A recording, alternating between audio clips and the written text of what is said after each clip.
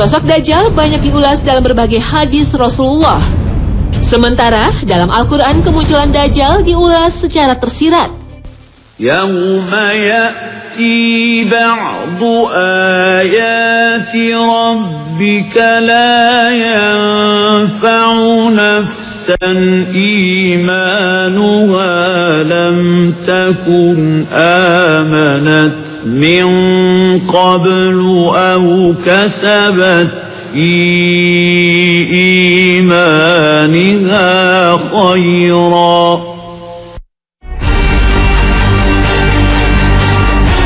Secara fisik, Dajjal adalah seseorang dari bangsa manusia yang matanya buta sebelah, tapi memiliki ciri khusus. Pada dahinya tertulis sebuah kalimat dalam huruf Arab, yaitu kafaro, yang berarti kafir. Namun tulisan ini tak bisa dibaca oleh semua umat manusia. Hanya kaum yang beriman sajalah yang mampu membacanya. Penampakan fisik Dajjal lainnya adalah bertubuh sangat besar dan berambut amat keriting. Pada hari akhir, Dajjal merupakan ujian besar umat manusia yang beriman pada Allah Subhanahu wa Ta'ala. Dajjal akan muncul dan menyatakan bahwa dirinya adalah Tuhan. Na'udzubillah min zalik.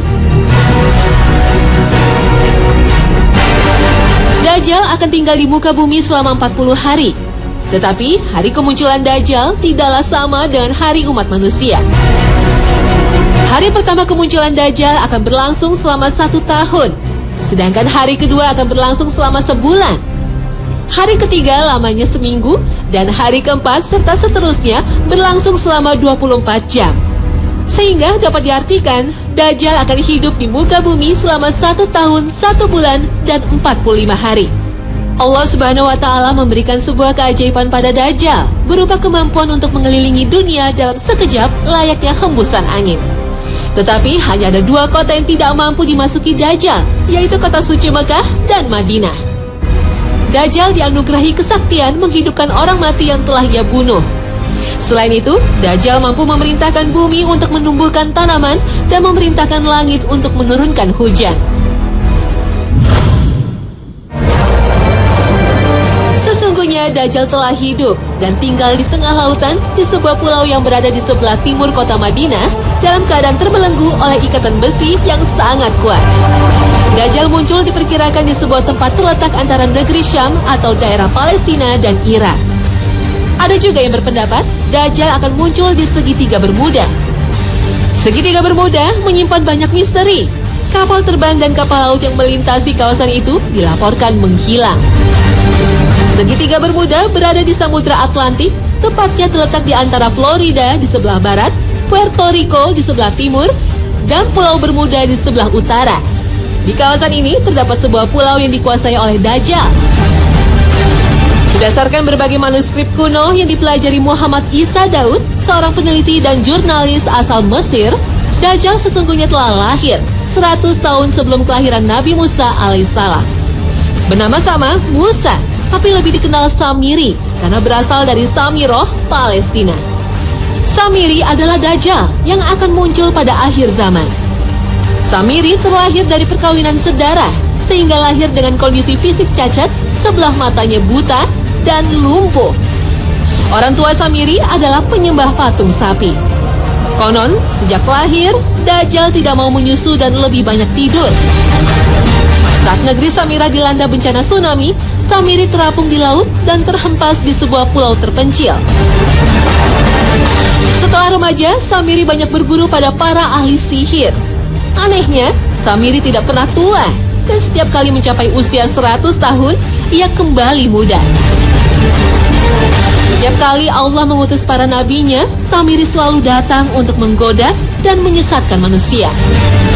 Pada masa Nabi Musa, Samiri alias Dajjal membuat patung sapi untuk disembah kaum Nabi Israel. Dan pada masa Nabi Isa alaihissalam, Samiri juga berusaha menghasut para pembesar Yahudi untuk membunuh Nabi Isa. Kemudian menyesatkan para pengikut Nabi Isa dengan memperkenalkan ajaran Trinitas, penebusan dosa, dan menghalalkan babi serta riba. Pada masa Nabi Muhammad SAW, Samiri juga berusaha menghasut kaum Yahudi untuk memberontak terhadap Nabi Muhammad.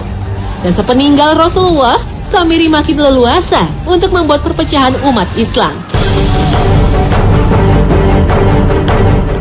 Dan pada era modern, sifat-sifat Dajjal telah menyesatkan manusia dengan memperkenalkan berbagai ideologi seperti sosialisme, kapitalisme, dan humanisme. Sifat Dajjal juga mendidik orang-orang terbaik Yahudi untuk membuat gerakan Zionisme. Sifat Dajjal juga berhasil membuat tipu daya dalam dunia sains dan politik. Perang dunia merupakan salah satu bukti kesuksesan Dajjal dalam menebar teror dan kejahatan di muka bumi. Dajjal dan pasukannya juga berhasil mengendalikan dunia dengan menguasai elit politik Amerika Serikat dan mata uang dolar. Tak heran, simbol Dajjal terlihat pada mata uang dolar dan berbagai instansi militer serta hiburan. Bukan bermaksud mengartikan Paman Sam dengan kepanjangan dari Samiri, namun banyak ciri yang dipakai simbol oleh negara adidaya ini mempunyai kesamaan dengan simbol Dajjal yang kita ketahui. Astagfirullah. Sebelum kelahiran Nabi Muhammad, Dajjal sempat terpasung di sebuah gua selama 63 tahun dan dijaga makhluk berbulu tebal. Setelah bebas, ia mengembara dan menyesatkan manusia di berbagai belahan dunia, hingga ia bertemu setan di kawasan segitiga Bermuda. Dan menjelang kiamat, ia akan kembali muncul, mengaku sebagai Tuhan. Benarkah kisah ini? Wallahu a'lam. Namun, asal-usul Dajjal masih misterius. Sebagaimana iblis, Dajjal adalah makhluk yang ditangguhkan kematiannya oleh Allah. Meski usianya lebih dari 4.000 tahun, tapi fisiknya masih muda dan tak ada yang menandingi kekuatannya.